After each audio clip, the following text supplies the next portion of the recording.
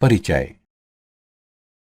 राज और अमन आज बाजार आए हैं और अब एक रेस्तरां में अपनी शीतल पेय का आनंद उठा रहे हैं। अमन, तुम हमेशा स्प्राइट ही पीते हो? हाँ, मुझे सिर्फ यही पसंद है। ठीक है, लेकिन ये हरे रंग की बोतल दिखती बहुत सुंदर है। अमन, मुझे तुमसे कुछ पूछना है। हाँ, जरूर पूछो राज। हरे रंग का कांच कैसे बनाया जाता है? ठीक है, मैं तुमको बताता हूं। कांच के उत्पादन के समय इसमें कुछ रसायन मिलाए जाते हैं जिससे ये हरा रंग दिखता है। कांच को हरा रंग प्रदान करने के लिए यूरेनियम के लवणों का उपयोग किया जाता है। ये तो ठीक है, किंतु ये यूरेनियम क्या होता है? यूरेनियम एक प्राकृतिक तत्व है। ये आवर्त सारणी में एफ ब्लॉक तत्वों का एक सदस्य है। ठीक है, इसके बारे में मैं और अधिक जानना चाहता हूं। इसके बारे में अधिक जानकारी के लिए आपको डी और एफ ब्लॉक के तत्वों को समझना होगा। छात्रों, आज हम डी और एफ ब्लॉक के तत्वों के बारे में अध्ययन करेंगे।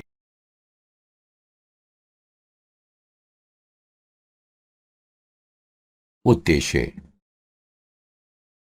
इस पाठ के अंत में आप निम्न करने में सक्षम हो जाएंगे।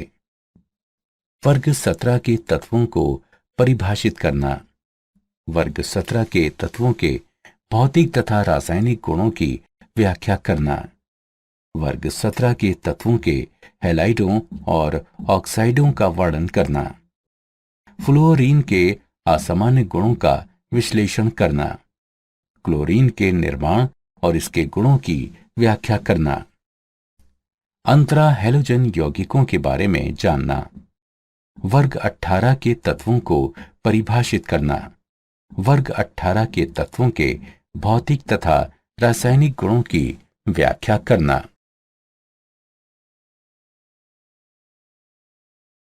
डी ब्लॉक तत्व, संक्रमण तत्व। डी ब्लॉक तत्व वे तत्व हैं जिनमें अंतिम इलेक्ट्रॉन उपांतिम कोश के डी उपकोश में प्रवेश करता है। आवर्त सारणी के डी ब्लॉक तत्वों को संक्रमण तत्व भी कहा जाता है क्योंकि वे एस और पी ब्लॉक तत्वों के मध्य स्थित होते हैं। इन तत्वों में वे गुण पाए जाते हैं जो एस और बी ब्लॉक तत्वों के बीच संक्रमणीय होते हैं। वे तत्व जिनके परमाणुओं में आंशिक भरित डी कक्षक होती है उन्हें संक्रमण तत्व के रूप में परिभाषित कर सकते हैं। संक्रमण तत्व की 4 श्रेणियां हैं जो वर्ग 3 से लेकर वर्ग 12 के बीच फैली हैं। इन तत्वों का साधारण इलेक्ट्रॉनिक विन्यास निम्न है।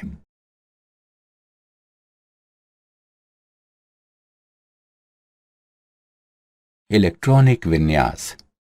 संक्रमण तत्वों में उपांतिम कोश के डी कक्षक उत्तरोत्तर भरे हुए होते हैं। संक्रमण श्रेणियां 3 हैं।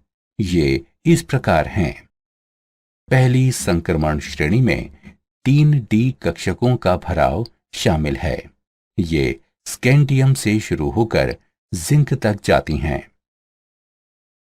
दूसरी संक्रमण श्रेणी में 4 डी कक्षकों का भराव शामिल है और इसमें अट्रियम से लेकर कैडमियम तक 10 तत्व शामिल हैं।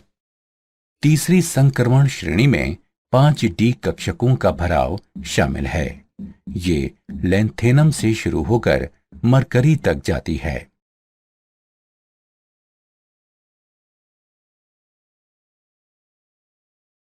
परमाणविक त्रिज्या एवं आयनिक त्रिज्या। परमाणविक त्रिज्या। एक आवर्त में संक्रमण तत्वों की परमाणविक त्रिज्या एस ब्लॉक तत्वों से छोटी और पी ब्लॉक तत्वों से बड़ी होती है। एक श्रेणी में परमाणविक त्रिज्या प्रारंभ में घटती जाती है और 11वें वर्ग तक निकट स्थिरता दर्शाते हुए अनियमितता से बदलती रहती है और उसके बाद 12वें वर्ग में बढ़ जाती है। बढ़ते हुए परमाणु क्रमांक के साथ डी इलेक्ट्रॉन का नाभिकीय आवेश तथा परिरक्षण प्रभाव बढ़ता जाता है और प्रभावों को प्रतिसंतुलित करता है, जिसके परिणाम स्वरूप परमाणविक त्रिज्या कुछ सीमा तक घट जाती है। जिंक, कैडमियम और मरकरी में इलेक्ट्रॉन प्रतिकर्षण के कारण परमाणविक त्रिज्या बढ़ जाती है, जिससे नाभिक के बाह्यतम कोश का आकर्षण बढ़ जाता है। आयनिक त्रिज्या दाएं से बाएं घटती है। ऑक्सीकरण अवस्था में वृद्धि के साथ साथ वो घटती जाती है। समान ऑक्सीकरण अवस्था के लिए साधारणतया नाभिकीय आवेश में वृद्धि के साथ आयनिक त्रिज्या घट जाती है। संक्रमण धातुओं के सामान्य गुण। धात्विक लक्षण। संक्रमण तत्व वर्धनीय एवं तन्य होते हैं और इनमें धात्विक चमक होती है। ये ऊष्मा तथा विद्युत के सुचालक होते हैं। मरकरी को छोड़कर सभी ठोस होते हैं। परमाणु आयतन और घनत्व। इनका परमाणु आयतन निम्न और घनत्व उच्च होता है। गलनांक और क्वथनांक। ये धात्विक आबंधों की प्रबलता से सीधे संबंधित होते हैं, जो क्रमशः अयुग्लित इलेक्ट्रॉन की संख्या पर निर्भर करते हैं। ये आवर्त में सबसे ऊपर तक जाते हैं और उसके बाद घट जाते हैं। ये एक वर्ग में बढ़ते हैं। टंगस्टन धातु का क्वथनांक सबसे अधिक होता है। टंगस्टन में निकटतम परमाणुओं के डी अतिव्यापन के कारण आंशिक भरे हुए डी कक्षक अतिरिक्त सहसंयोजक बंध बनाते हैं। आयनन ऊर्जा। संक्रमण तत्वों की आयनन ऊर्जाएं एस ब्लॉक तत्वों की ऊर्जा से उच्च लेकिन पी ब्लॉक तत्वों की ऊर्जा से कम होती हैं। किसी विशिष्ट संक्रमण श्रेणी में बाएं से दाहिनी तरफ आयनन ऊर्जा में क्रमिक वृद्धि पाई जाती है।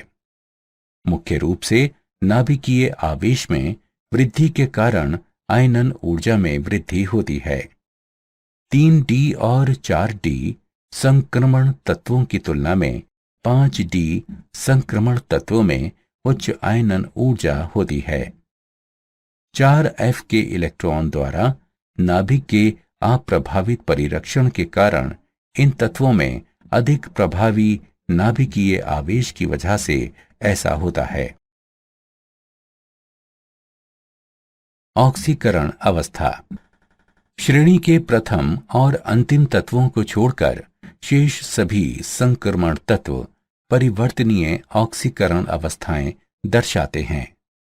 प्रथम श्रेणी द्वारा दर्शाई गई अधिकतम ऑक्सीकरण अवस्था स्कैंडियम से मैग्नीज तक बढ़ती है और फिर घटती है।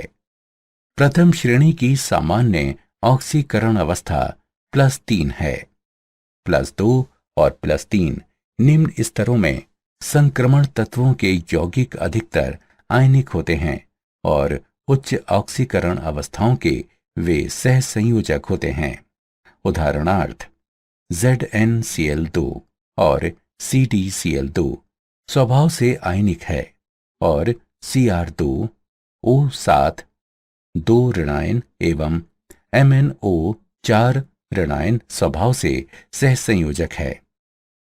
फ्लोरीन और ऑक्सीजन मिश्रित संक्रमण धातु फ्लोरीन और ऑक्सीजन के उच्च ऋण विद्युती स्वभाव के कारण उच्च ऑक्सीकरण अवस्था दर्शाते हैं।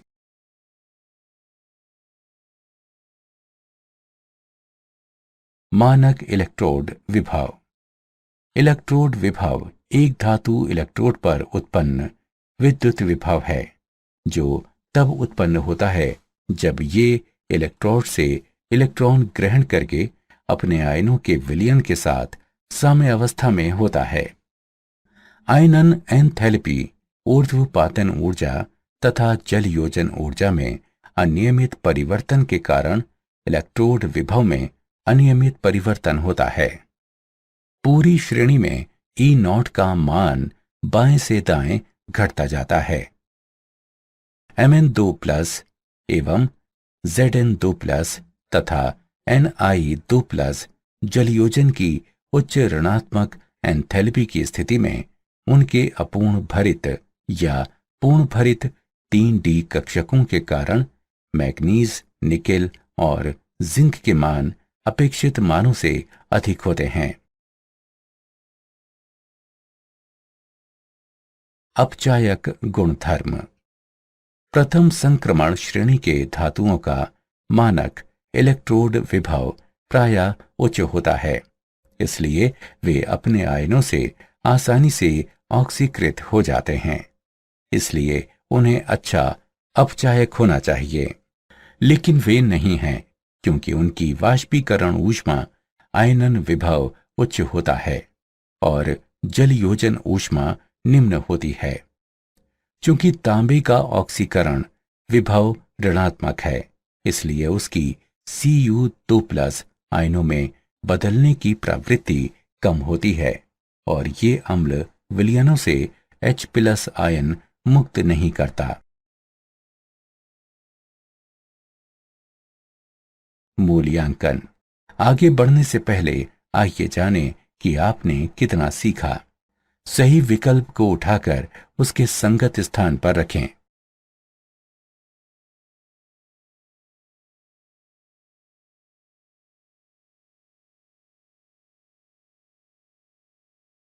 चुंबकीय गुणधर्म। पदार्थ जिनके कक्षकों में अयुग्लित इलेक्ट्रॉनों की कुछ स्पीशीज होती हैं, अनुचुंबकीय पदार्थों के रूप में व्यवहार करते हैं। संक्रमण धातु आयन में सामान्यतः एक या अधिक अयुग्लित इलेक्ट्रॉन होते हैं और इसलिए उनके संकुल यौगिक अनुचुंबकीय होते हैं। अयुग्लित इलेक्ट्रॉन की संख्या में वृद्धि के साथ अनुचुंबकीय गुण में भी वृद्धि होती है। इसे चुंबकीय आघूर्ण के रूप में व्यक्त किया जाता है। प्रथम संक्रमण श्रेणी के तत्वों के चुंबकीय आघूर्ण की गणना अयुग्लित इलेक्ट्रॉनों के साथ प्रचक्रण मात्र सूत्र द्वारा की जा सकती है।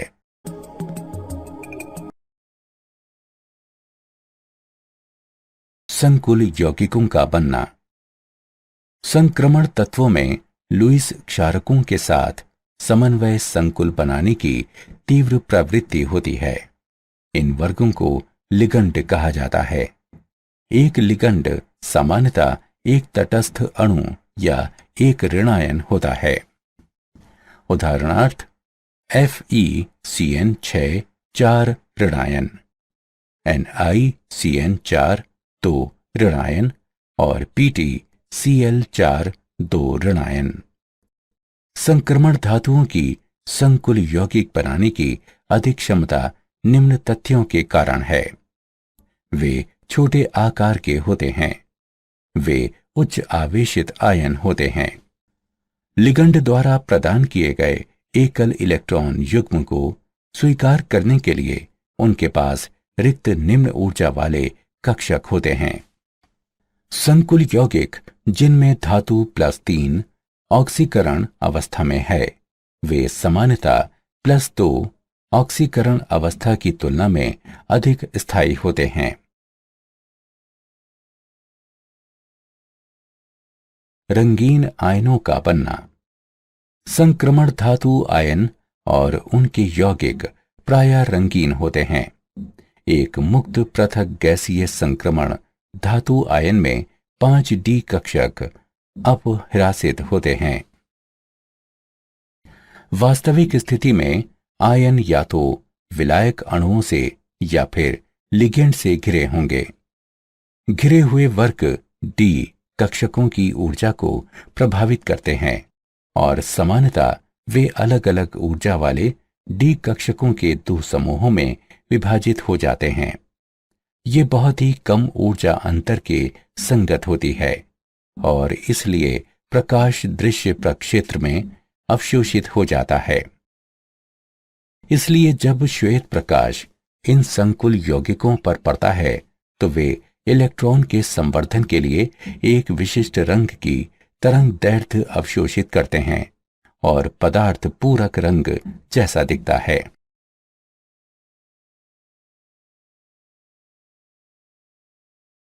उत्प्रेरकीय गुण। संक्रमण धातुओं की उत्प्रेरकीय सक्रियता निम्न कारणों से हो सकती है। संक्रमण धातुएं अपनी परिवर्तनशील संयोजकता के साथ एक अस्थायी मध्यवर्ती यौगिक बनाती हैं, जो अभिक्रिया के लिए निम्न सक्रियण ऊर्जा का एक नया पथ प्रदान करते हैं। उदाहरणार्थ, आयरन आयोडीन और परसल्फेट आयन के बीच होने वाली अभिक्रिया को उत्प्रेरित करता है। संक्रमण धातु मुक्त संयोजकता के साथ अत्यधिक पृष्ठ क्षेत्रफल प्रदान करता है, जिस पर अभिकारक अणु अवशोषित होते हैं। परिणाम स्वरूप उत्प्रेरक की सतह पर अभिकारक की सांद्रता में वृद्धि हो जाती है और अभिकारक के अणुओं में उपस्थित आबंध दुर्बल हो जाते हैं। अधिकांश संक्रमण धातु और इनके यौगिक अनेक अभिक्रियाओं को उत्प्रेरित करने के लिए जाने जाते हैं। उदाहरणार्थ, हाइड्रोजन के लिए पैलेडियम का उत्प्रेरक के रूप में उपयोग किया जाता है। पॉलीथीन के उत्पादन में जैगलर नटा उत्प्रेरक के रूप में टाइटेनियम ट्राइक्लोराइड का उपयोग किया जाता है। हाबर पराक्रम में अमोनिया उत्पादन के लिए आयरन का उपयोग किया जाता है। विविध अपचायक प्रक्रियाओं में निकेल का उपयोग उत्प्रेरक के रूप में किया जाता है। अंतराकाशी यौगिकों का बनना। संक्रमण धातुएं बड़ी संख्या में अंतराकाशी यौगिक बनाती हैं, जिसमें छोटे आकार वाले परमाणु संक्रमण धातु क्रिस्टल जालक की रिक्त अंतराकाशी अवकाश के भीतर संपाशित हो जाते हैं।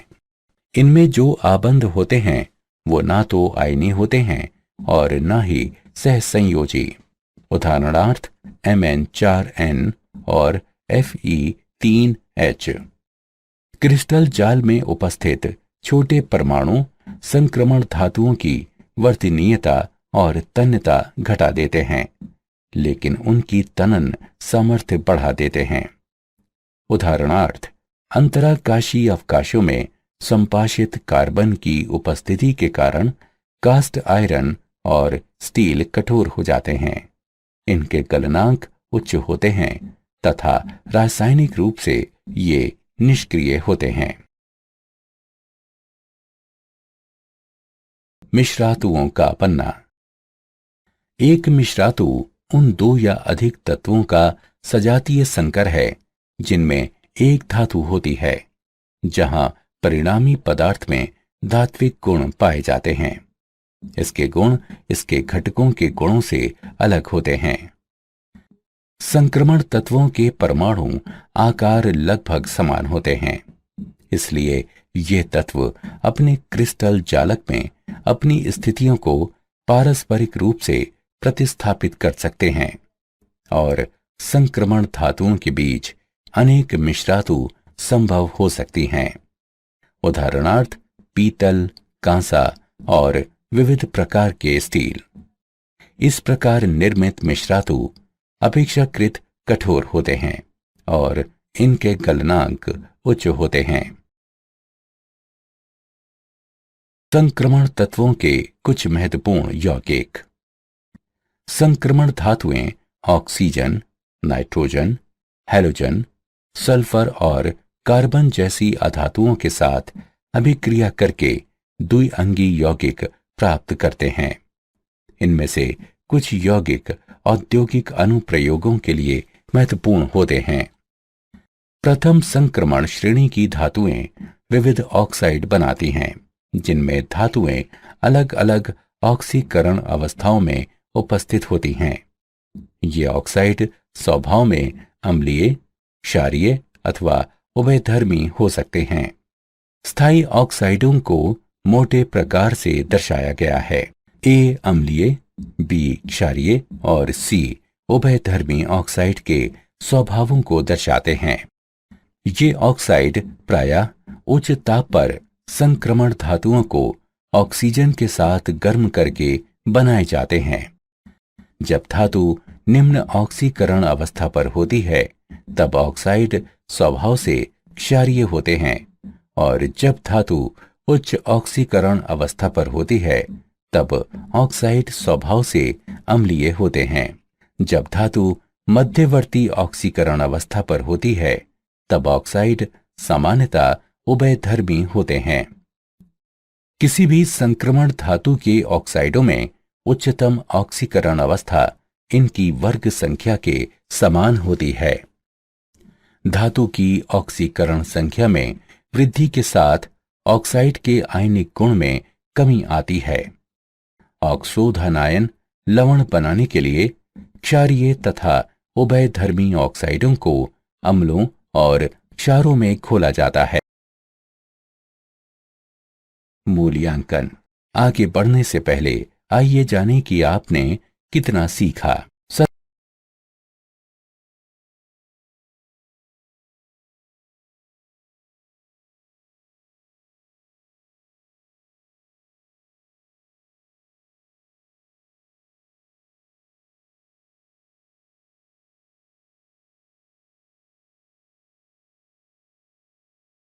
पोटेशियम डाइक्रोमेट K2Cr2O7, इसे क्रोमेट अयस्क से बनाया जाता है।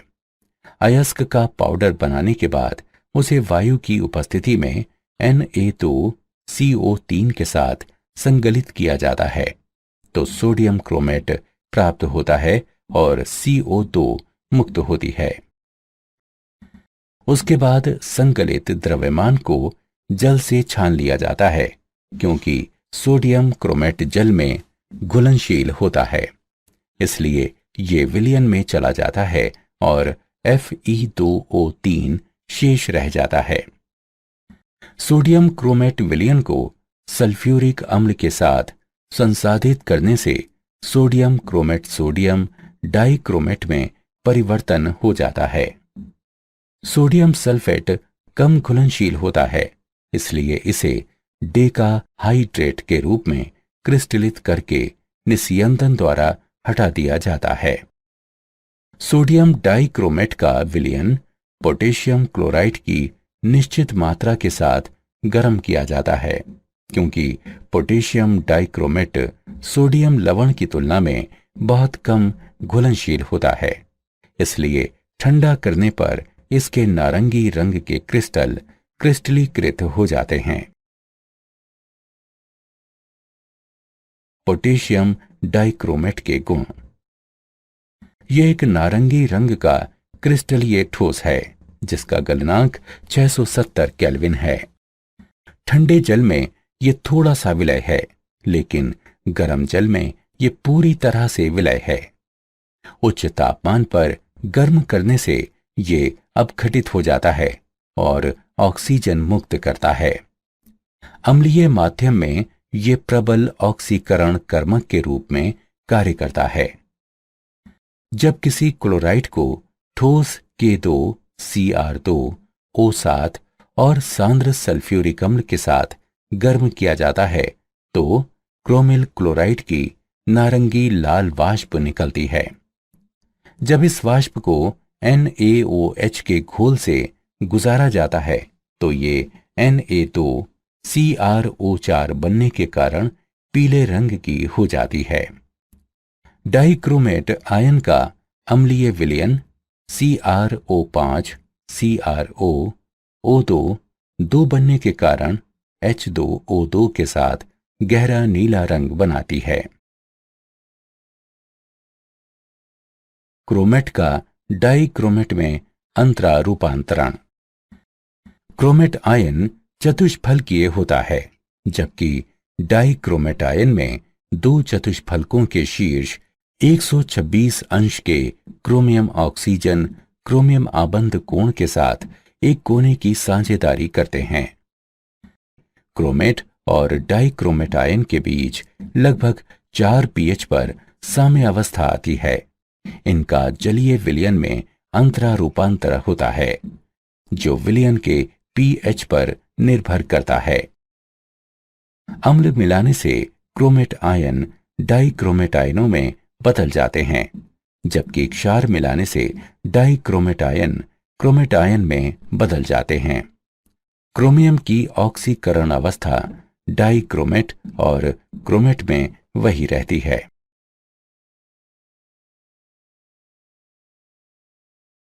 Potassium परमैग्नेट KMnO4। पोटेशियम परमैग्नेट अकार्बनिक रसायन यौगिक है जिसका सूत्र KMnO4 है। ये एक लवण है जिसमें K धनात्मक और MnO4 ऋणात्मक आयन होते हैं। ये काले रंग के चूर्ण पायरोलोराइट से प्राप्त किया जाता है। पायरोलोराइट को KOH और वायु के साथ संगलित किया जाता है। इससे हरे रंग का उत्पाद पोटेशियम मैग्नेट प्राप्त होता है। औद्योगिक स्तर पर इसका उत्पादन K2MnO4 के जलीय विलयन के वैद्युत अपघटनी ऑक्सीकरण द्वारा किया जाता है। मैग्नेट और परमैग्नेट आयन दोनों चतुष्फलकीय होते हैं। एक अयुगल इलेक्ट्रॉन के साथ हरा मैग्नेट अनुचुंबकीय है, लेकिन बैंगनी परमैग्नेट प्रतिचुंबकीय है। पोटेशियम परमैग्नेट के गुण। पोटेशियम परमैग्नेट एक बैंगनी काले रंग का ठोस क्रिस्टल है जिसका गलनांक 523 केल्विन है। वो पानी में विलय है। सांद्र अवस्था में इसका जलीय विलयन बैंगनी रंग का होता है, लेकिन इसके तनु विलयन का रंग गुलाबी होता है। बहुत गर्म करने पर यह विघटित होकर ऑक्सीजन को मुक्त करता है।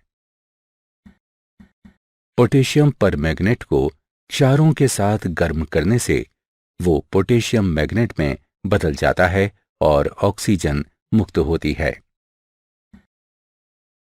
ये क्षारीय और अम्लीय माध्यम में एक प्रबल ऑक्सीकरण कर्मक है।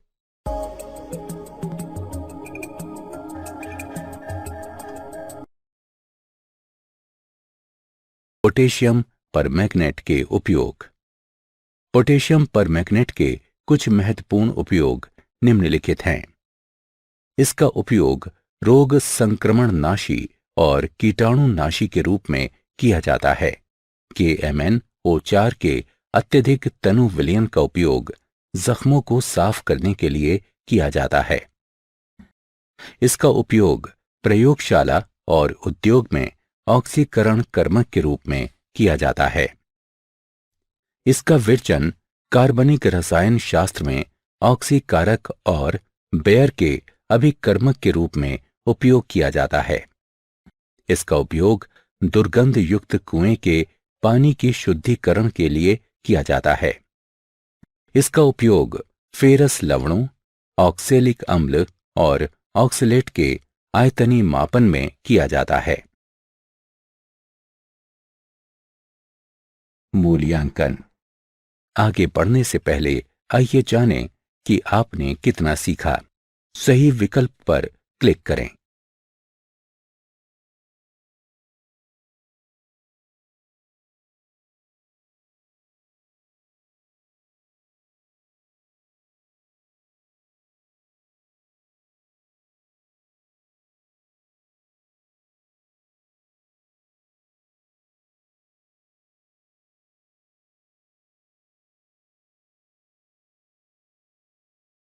F ब्लॉक तत्व आंतर संक्रमण तत्व। F ब्लॉक तत्वों में अंतिम इलेक्ट्रॉन उपांत्य पूर्व ऊर्जा स्तर अर्थात n-2 F कक्षक में प्रवेश करता है, जहां n 6 या 7 हो सकता है। इस अंतिम इलेक्ट्रॉन को विभेदीय इलेक्ट्रॉन भी कहा जाता है। इन तत्वों को आंतर संक्रमण तत्व भी कहा जाता है, क्योंकि n-2 F कक्षक उपांतिम कोश के काफी भीतर स्थित होता है। इन तत्वों का सामान्य इलेक्ट्रॉनिक विन्यास निम्न है।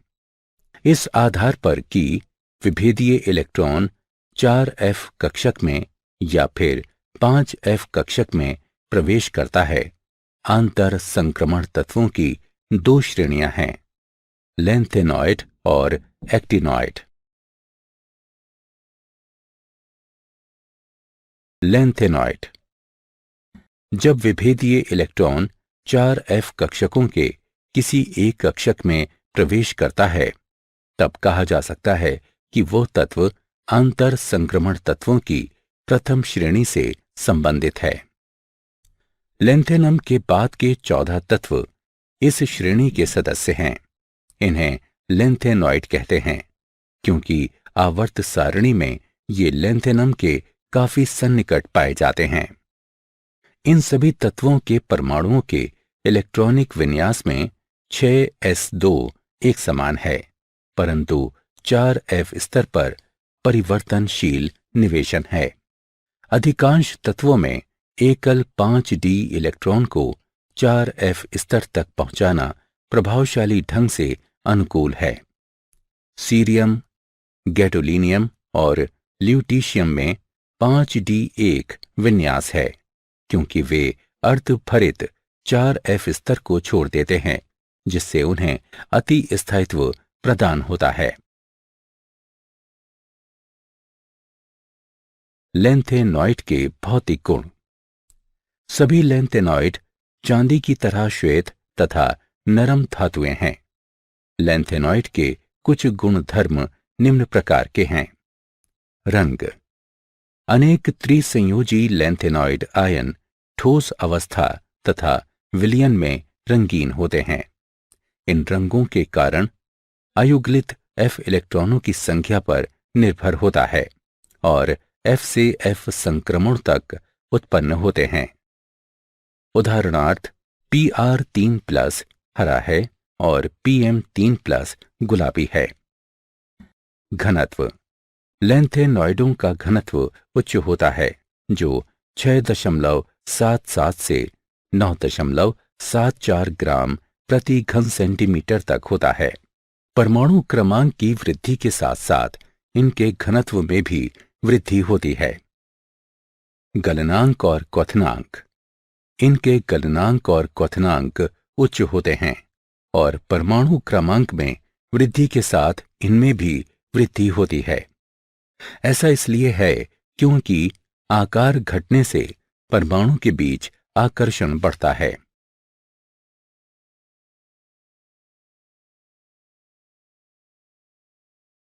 लैंथेनॉइड के रासायनिक गुण। ऑक्सीकरण अवस्था।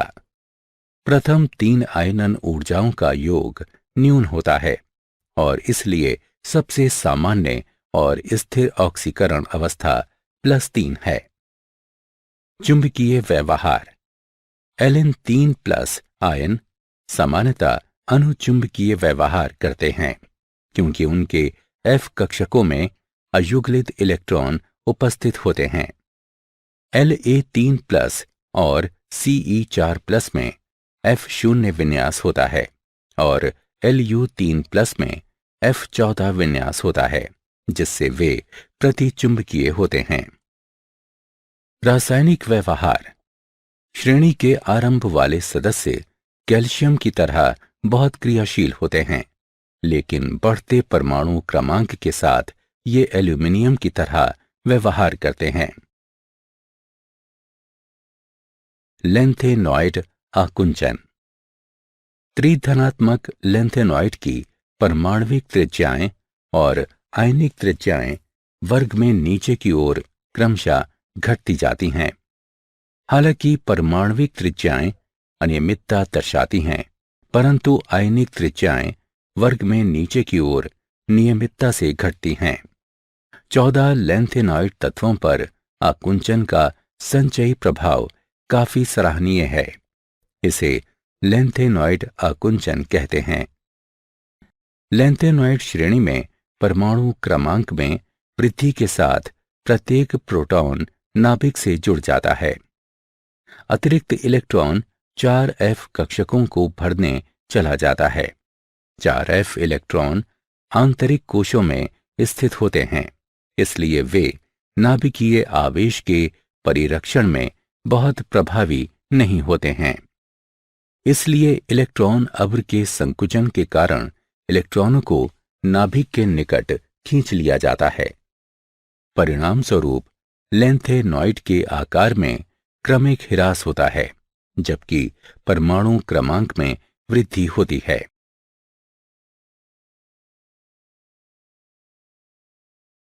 लेंथेनॉइड के उपयोग। इन धातुओं का उपयोग बहुत कम है। लेंथेनॉइड के कुछ महत्वपूर्ण उपयोग इस प्रकार हैं। लेंथेनम और लेंथेनॉइड का अलग नहीं किया हुआ मिश्रण मिश्र धातु कहलाता है। इसमें 50% सीरियम, 40% लेंथेनम, 7% आयरन और 3% अन्य धातुएं शामिल होती हैं। स्टील की सामर्थ्य और कार्यक्षमता में वृद्धि करने के लिए इसे स्टील में मिलाया जाता है। हल्के फ्लिंट में भी मिश्र धातु की थोड़ी सी मात्रा का उपयोग किया जाता है। La2O3 का उपयोग क्रूक के लेंस में किया जाता है, जो पराबैंगनी प्रकाश को अवशोषित करके इससे सुरक्षा प्रदान करता है। CeO2 का इस्तेमाल पॉलिश ग्लास के लिए किया जाता है। CeSO4 का उपयोग आयतनीय विश्लेषण में ऑक्सीकरण कर्मक के रूप में किया जाता है।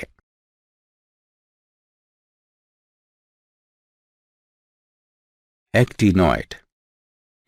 5F कक्षकों को भरने वाली श्रेणी के तत्वों को एक्टिनॉइड श्रेणी कहा जाता है।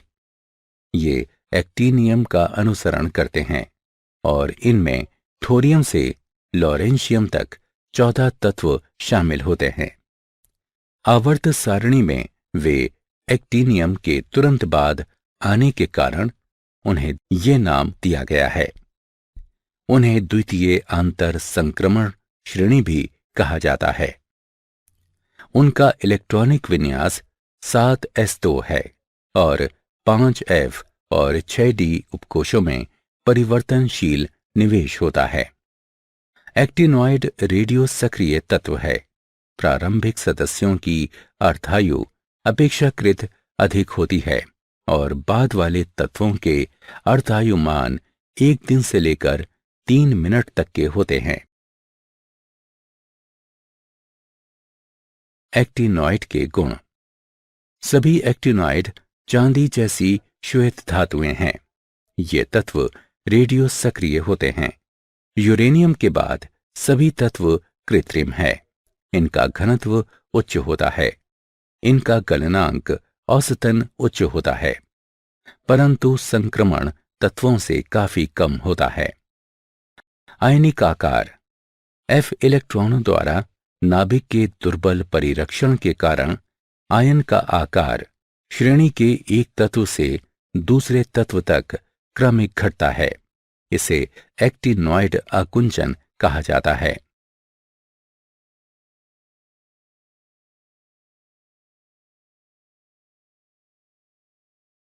एक्टिनॉइड की ऑक्सीकरण अवस्था। इनकी ऑक्सीकरण अवस्था +3 होती है, यद्यपि ये अवस्था उनमें हमेशा स्थायी नहीं रहती।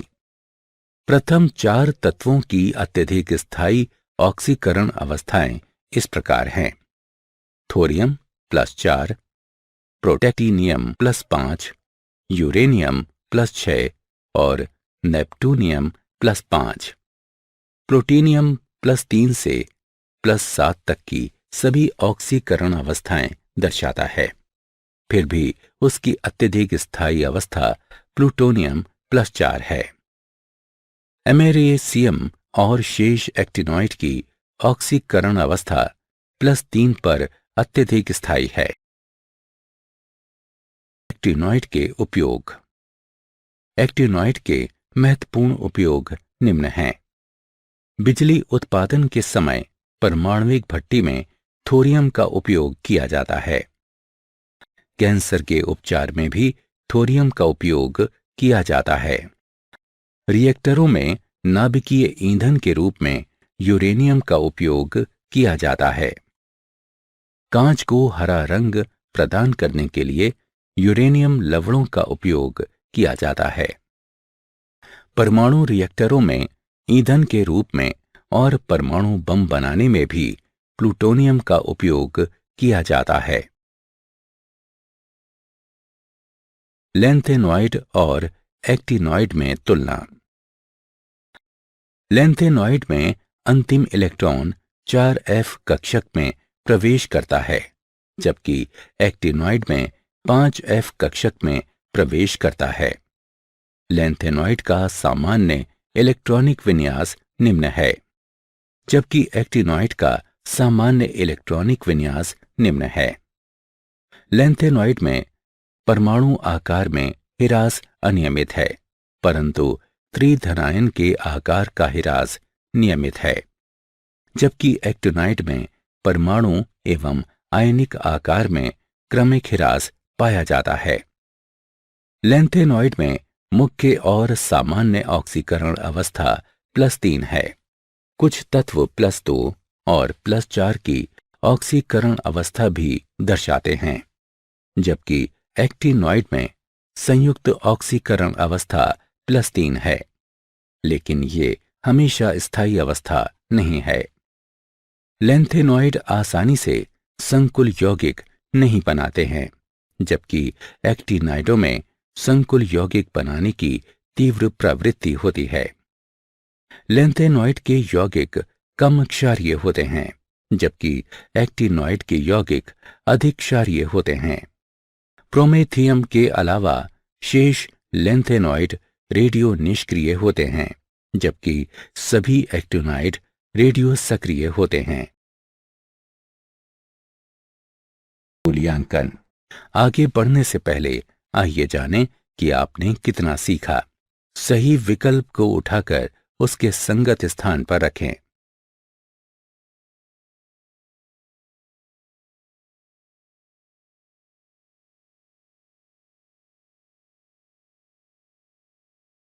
आप जानते हैं, ऐसा माना जाता है कि 4000 ईसा पूर्व मिस्रवासियों ने आयरन की खोज की थी। इस तत्व का जिस युग में व्यापक उपयोग किया गया उसे विश्व इतिहास में लौह युग के नाम से जाना जाता है। कैरेट शब्द, जिसका अर्थ शुद्धता का उपयोग उपस्थित स्वर्ण की मात्रा को दर्शाने के लिए किया जाता है। 24 कैरेट शुद्ध स्वर्ण होता है और इससे कम मूल्यांकन में स्वर्ण की शुद्धता आनुपातिक रूप से कम होती जाती है। हेनरी एंटनी बेकुरेल ने सन 1896 में खोज की थी कि यूरेनियम रेडियो सक्रिय होता है। सारांश। आइए हमने जो कुछ सीखा है उसे संक्षेप में दोहराएं। डी ब्लॉक तत्व वे तत्व होते हैं जिनमें अंतिम इलेक्ट्रॉन उपांतिम कोश के डी उपकोश में प्रवेश करता है। एक आवर्त में संक्रमण तत्वों की परमाणविक त्रिज्या एस ब्लॉक तत्वों से कम और पी ब्लॉक तत्वों से अधिक होती है। किसी विशिष्ट संक्रमण श्रेणी में बाएं से दाहिनी तरफ जाने से आयनन ऊर्जा में क्रमिक वृद्धि पाई जाती है। इलेक्ट्रोड विभव एक धातु इलेक्ट्रोड पर उत्पन्न विद्युत विभव है, जो तब उत्पन्न होता है जब ये इलेक्ट्रोड से इलेक्ट्रॉन ग्रहण करके अपने आयनों के विलयन के साथ साम्यावस्था में होता है।